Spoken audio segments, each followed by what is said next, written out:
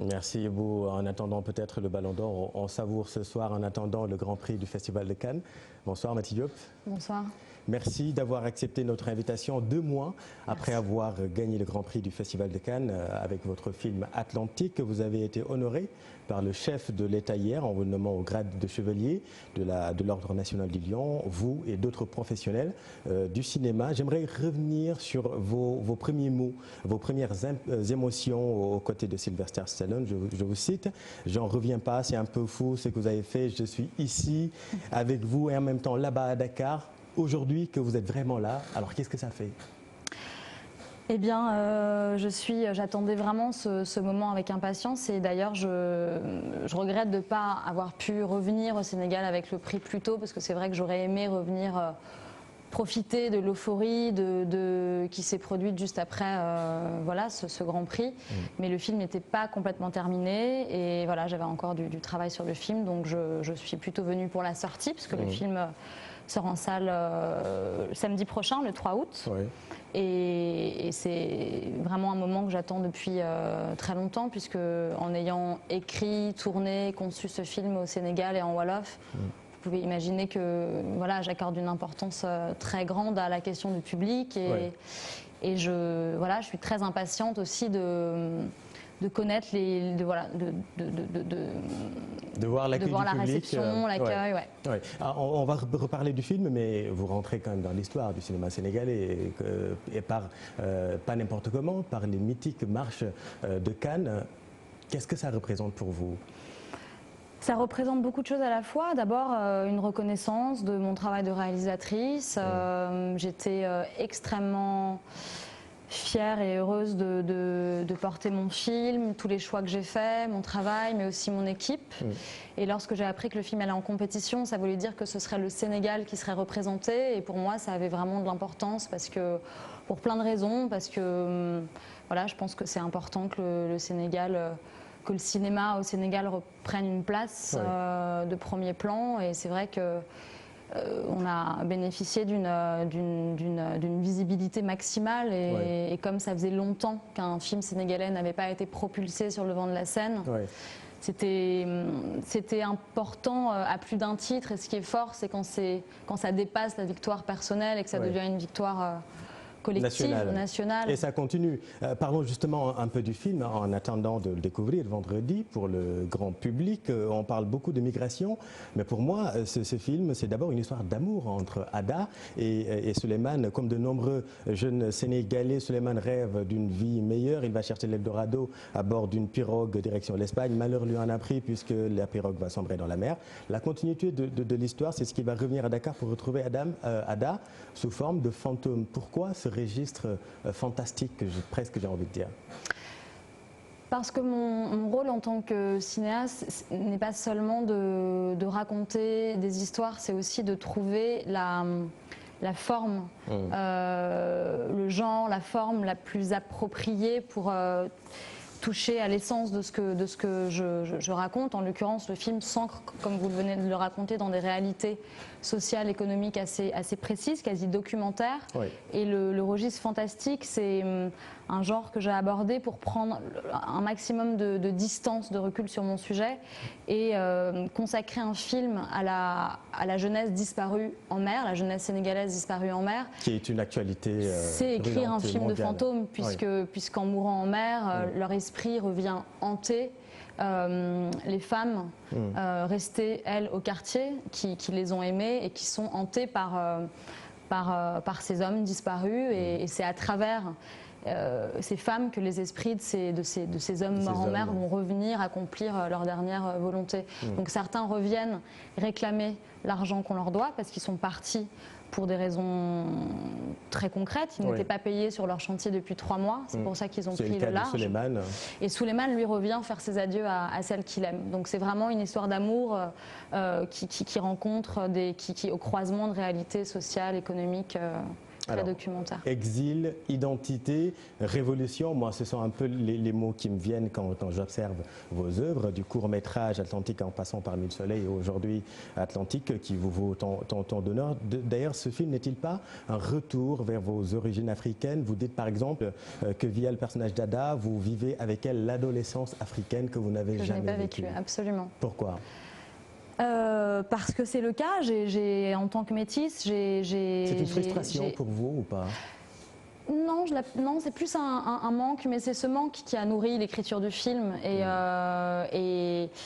la création, l'écriture peut souvent être déclenchée par justement le vide, le manque, ce qui a manqué, ce qui a pas été vécu. Ouais. C'est pas forcément, on n'écrit pas forcément à partir du plein, on écrit aussi à partir de ce qui n'est pas advenu, du manque. Enfin, et c'est vrai que en tant que métisse, on est en étant ici, on n'est pas là-bas, en étant là-bas, on n'est pas ici. Et c'est vrai qu'à travers le. Vous vous sentez un peu apatride. Mais je m'en suis rendu compte. Non, c'est plutôt que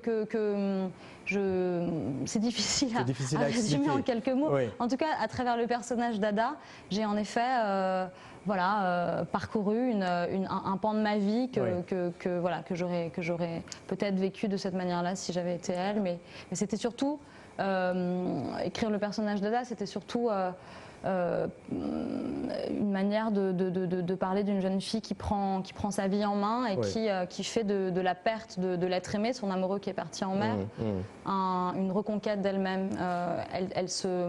La perte de celle qu'elle a aimée l'oblige à accorder davantage de valeur à sa vie et à exister par elle-même. Alors, Mathilde Diop, vous n'êtes pas forcément actrice, même si vous avez joué un peu aujourd'hui.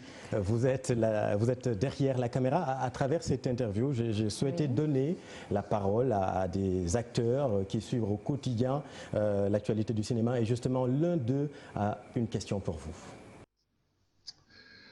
Alioune Diop, journaliste culturel, chef de service de Radio Sénégal International. J'aimerais savoir comment une carrière d'actrice peut-elle aider une femme à réussir une carrière de réalisatrice cinématographique. Votre réponse? Très bonne question. En fait, moi j'avais déjà décidé d'être réalisatrice au moment où le jeu est venu à moi. Et donc ça m'a vraiment permis de faire l'expérience d'incarner un personnage, d'être choisi déjà par un cinéaste. Pourquoi on est choisi? C'est assez mystérieux, pourquoi moi et pas la personne à côté de moi. Et en incarnant le rôle, en fait c'est vraiment passer de l'autre côté du miroir. C'est vraiment... je pense que la direction d'acteur est assez difficile à entreprendre si on n'est pas soi-même passé par là. Voilà. Journaliste spécialiste de la culture, Alioune Diop, véritable référence dans son domaine que nous remercions. Pour rester d'ailleurs avec les femmes, elles prennent de plus en plus la parole elles ont pris beaucoup la parole dans ce film Atlantique, les femmes. Ce sont les personnages principaux du film, Ada et ses différentes amies qui gravitent autour d'elle. C'est mes personnages principaux, c'est vraiment leur expérience suite à la disparition de leurs frères, de leurs petits amis, de leurs amoureux. Elles donnent leur... C'est les protagonistes centrales et on expérimente à travers elles leur désarroi, et le point de vue de la migration surtout. Oui, mais c'était une manière d'aborder la migration d'un point de vue féminin, d'un point de vue intime, d'un point de vue sensoriel et surtout de redonner du sens à cette... C'était une manière de faire exister ces disparus à travers ces vivants, en fait. Tout à fait. À Cannes, vous n'étiez que 4 femmes sur 21 réalisateurs. Le chemin est encore long. Aujourd'hui, il y a beaucoup d'actrices, c'est vrai, mais très peu de réalisatrices, alors que les femmes ont de plus en plus des choses à dire, surtout dans ce domaine. Oui, absolument. Moi, ce qui m'a rendue très, très heureuse et très fière de participer à cette édition, c'est non seulement de voir à mes côtés des cinéastes de ma génération qui d'ailleurs montraient leurs films pour la première fois en compétition, mais c'était au-delà de la dimension féministe, ce qui m'a semblé vraiment très fort sur cette édition cannoise, c'était aussi générationnel, c'était au niveau des femmes, au niveau de la génération et au niveau aussi de géographie. Qu'on voit très peu en compétition. Donc c'est vraiment une édition qui a vraiment fait bouger les lignes. Au-delà du fait qu'on soit 4 femmes, c'était à différents endroits. C'était générationnel, féminin et géographique. Et justement, une réalisatrice a aussi un message pour vous. Bonjour Mati, toutes mes félicitations pour ton prix à Cannes et merci pour tous les moments de bonheur partagés avec nous tous les Sénégalais derrière nos écrans sur les marches du festival. Je trouve qu'à chaque fois qu'un artiste sénégalais rayonne à travers le monde, il illumine le Sénégal, il illumine tous les autres artistes sénégalais et on en bénéficie tous, quel que soit notre domaine d'art. Et donc voici ma question. Je trouve que l'univers de tes films est très intense et artistiquement très fort. Je voudrais donc savoir quelles sont tes sources d'inspiration et qu'est-ce qui stimule ta créativité. Merci. Angèle Diabang, récompensée au Festicap de Burundi pour un air de Cora, meilleure réalisatrice de la CEDEAO et poulain de bronze au FESPACO 2019. Un univers très intense, artistiquement fort. Elle vous demande votre muse.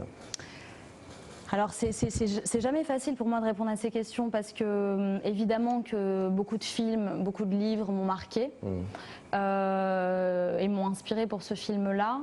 Après, ma véritable source d'inspiration pour Atlantique, c'est vraiment Dakar. Dakar et les réalités dont j'ai été témoin, que j'ai traversé, que j'ai vécu. En 2008 notamment. C'est une ville qui m'inspire profondément, qui me donne envie de faire du cinéma, pas seulement parce que c'est une ville extrêmement cinégénique, mais parce que j'ai l'impression que de par ma double culture et mon histoire cinématographique, je me trouve à un endroit où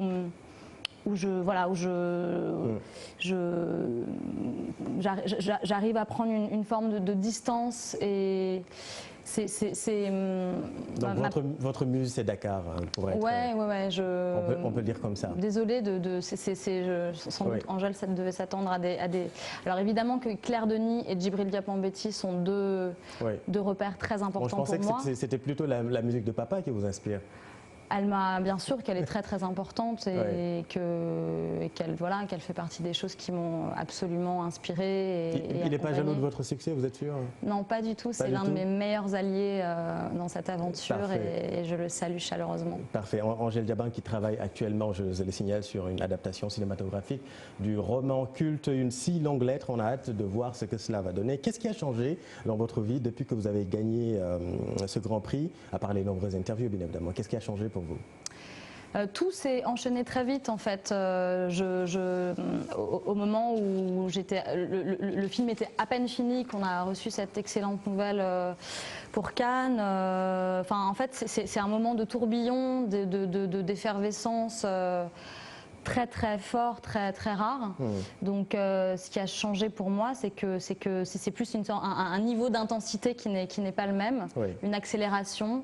Et puis j'ai aussi beaucoup plus d'interlocuteurs mais ça fait un moment. Enfin entre le moment de l'écriture, on est très solitaire avec son co-scénariste, ça s'agrandit avec le tournage. Et puis là, c'est de plus en plus dense, de plus en plus intense, mais c'est merveilleux. C'est vraiment les fruits votre travail, de mon travail et de mes collaborateurs. Donc c'est vraiment Mati Diop, merci magnifique d'avoir accepté notre invitation. Le grand public pourra suivre ce film vendredi. Voilà, à partir de samedi 3 août, le film est en salle et voilà, j'espère que le public sénégalais sera au rendez-vous parce que c'est vraiment pour lui.